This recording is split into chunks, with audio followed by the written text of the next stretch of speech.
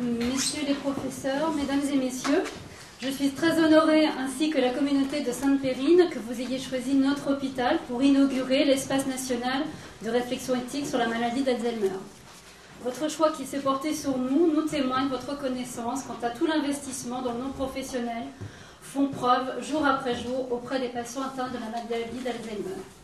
Soyez les bienvenus au sein de l'hôpital Sainte-Périne, qui a certes une vocation d'hôpital de proximité dans le cadre de la filière gériatrique de l'Ouest parisien, mais qui est aussi un hôpital universitaire de référence dans la prise en charge en particulier des troubles cognitifs et comportementaux du sujet âgé. Cet hôpital universitaire est d'ailleurs adossé au laboratoire de la faculté de médecine Versailles Saint-Quentin-en-Yvelines, donc l'une des thématiques de recherche porte sur l'épidémiologie des maladies liées au vieillissement. Notre spécificité médicale implique tout particulièrement de prendre du recul sur nos pratiques, de se reposer sans cesse quelle est la hiérarchie de nos valeurs et de ne jamais perdre de vue notre unique finalité qui est de respecter la dignité humaine de chacun des patients qui nous sont confiés. Pour nous, ces impératifs constituent notre éthique.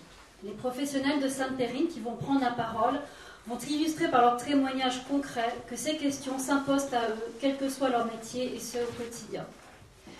Ceci s'impose à eux de l'annonce du diagnostic à l'accompagnement jusqu'au bout de ces patients.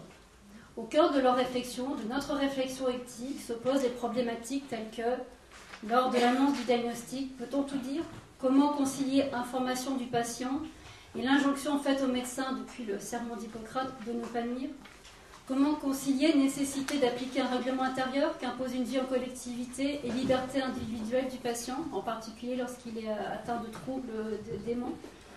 Cette dernière question implique bien évidemment également les directions, tout comme la problématique de l'allocation des moyens financiers en faveur des malades d'Alzheimer dans un contexte de contraintes budgétaires. Soyez donc tous assurés qu'au quotidien, nous nous efforçons collectivement d'assumer les responsabilités qui sont les nôtres avec ces questionnements en tête. Et nul doute que la richesse des débats de ce jour vont nous montrer la voie pour progresser encore sans cesse dans nos questionnements éthiques. Au nom de toute la direction du groupe hospitalier dont fait partie Sainte-Périne, je vous remercie ainsi de nous donner la parole.